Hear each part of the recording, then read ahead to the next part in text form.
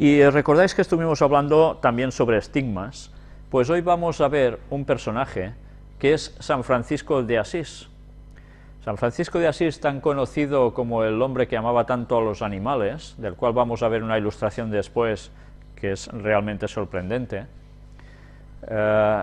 aquí nos explica cómo él también sufrió de estigmas, tuvo una aparición de un ángel con 6 alas, en el cual él pedía sentir los sufrimientos de Cristo, y fue entonces cuando le surgieron unas cosas como estigmas de la cruz de Cristo.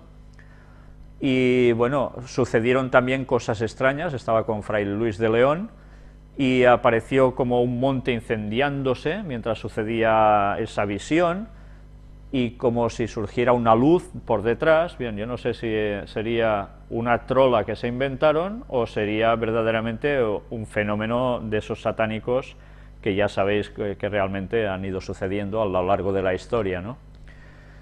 Y sea como fuere, claro, además se aparecía en según qué lugar, con esas marcas, etcétera, etcétera. También sangraba, como no, en una de sus partes, en esos estigmas. Y todo esto es considerado como algo realmente que proviene de parte de Dios. Sabéis que él hizo esos votos de pobreza. Todo fue en momentos en que se criticaba desde muchos sectores que el Vaticano, la opulencia del clero fuera tan grande, y él optó por hacer pues como los cátaros también, pobreza, no eran ricos, no tenían apenas nada propio, teóricamente, y con esa pobreza pues iban predicando, ¿no? Es curioso que él además trazó el signo de la tau. No sé si sabéis lo que es el signo de la tau, algún día dedicaremos un tema a todo esto, el signo de la tau. Tau, T, cruz, era un signo, aparece en los textos del Antiguo Testamento, del pueblo marcado de Dios con la tau, y los franciscanos utilizaron precisamente este símbolo, que una vez más, ya sabemos que cuando ellos utilizan un símbolo no quiere decir lo que quiere decir para nosotros, sino lo que hay detrás, ¿no? Hablando sobre estigmas, resulta que no solo estigmas aparecen en el catolicismo. Resulta que también, por ejemplo, en el mundo musulmán, también hay gente que le salen estigmas, y son las heridas de guerra del profeta, de Mahoma. Qué cosas tan extrañas, ¿no? Entonces, bueno, hay gente que tiene pues los estigmas de la pasión de Jesucristo, los católicos, y así otros pues sufren, dependiendo de sus creencias, de otras cosas extrañas, ¿no? Todo ello diabólico, por supuesto. Recordemos, por ejemplo, el caso de Ana Catalina Emmerich, de la cual estuvimos hablando también aquí, hace ya unas cuantas conferencias, que también estaba estigmatizada, y así han habido muchos otros personajes que les han sucedido estas cosas, y algunos incluso, que mientras esto les sucedía, tenían una capacidad de escribir sobrenatural, sobre cosas, como si estuvieran en visión, trance y demás, ¿no? Evidentemente esto no proviene de Dios para nada. Aquí tenéis Teresa Neumann. Bueno, se habla también de esa estigmatizada del siglo XX por excelencia, falleció el 18 de septiembre de 1962, no solo presentaba los estigmas clásicos ya descritos en los casos anteriores, sino que además lloraba sangre, no comía, poseía dotes clarividentes, xenoglosia, bilocación, en 2 partes a la vez, telepatía. Bueno, diréis, ¿esto proviene de Dios? Pues sí que le gusta a Dios hacer sufrir a las personas también, ¿no? Que les pasen estas cosas. En fin, que lo triste es que aún haya gente que viendo estas cosas y se dedique a alabar a Dios al ver esto, ¿no? Cuando precisamente es una manifestación totalmente satánica. Pero bien, así podríamos seguir hablando y hablando y hablando. Vamos a ver ahora, además, bueno, hay controversias que si esto puede suceder porque la persona se lo provoca mentalmente, otros dicen que esto es totalmente imposible, que se autoprovoque. Y aquí tenemos la historia de Francisco de Asís. Este parece ser la imagen más fiel del santo,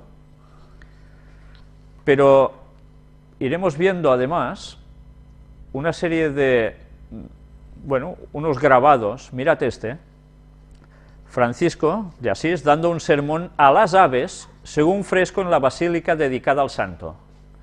¿Vosotros habéis visto alguna vez a Jesús dando un sermón a las aves?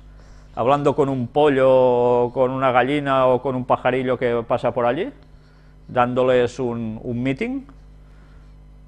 Pues Francisco de Asís hacía esto, por eso es el patrón de los veterinarios, dicen.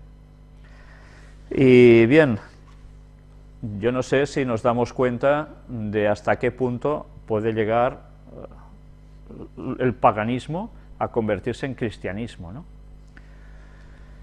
Aquí tenéis otra representación, la estigmatización según un fresco en la Basílica de San Francisco. Se le aparece ese ángel con 6 alas en medio de un fuego, etcétera, etcétera, ¿no?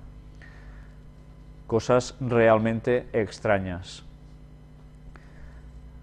Y mirad esto, Francisco ha quedado como aquel que en su espíritu de pobreza y desprendimiento probablemente más se pareció a Jesús en la historia de la cristiandad, dicen. El pobre de Asís sigue conmoviendo por su capacidad infinita de reconciliación con todos, con todo y con todos, respetado no solo por creyentes de todas las religiones, sino también por no creyentes. Es quizás el santo más, ¿qué?, ecuménico, razón por la cual se realizaron encuentros interreligiosos mundiales, ¿dónde? En Asís, la ciudad de Francisco. ¿Recordáis que hemos ido mostrando los encuentros ecuménicos en Asís, por el Papa y demás, con muchas religiones? Pues bien, por eso, ellos eligen los lugares. Y lo curioso es que además, el resto de religiones allí, es curioso, ¿eh? Qué forma de ceder.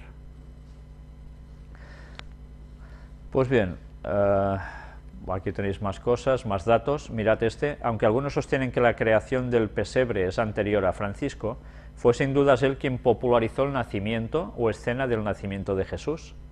Al entrar a rezar en la ermita de Greccio en la Navidad de 1223, Francisco sintió el deseo de representar en vivo el nacimiento del niño Jesús, y esto fue decisivo en la universalización de esa tradición.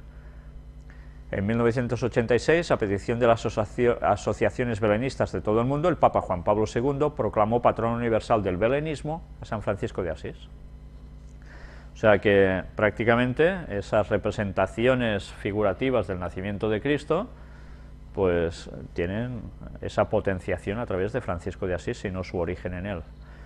Claro, no es de extrañar, porque ¿cómo se representa el nacimiento de Jesús?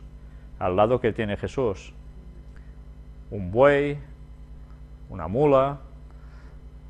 Bueno, él era el amigo de los animales, ¿no?, por excelencia. Parece ser aquí San Francisco de Asís, si hablaba con ellos de esos modos.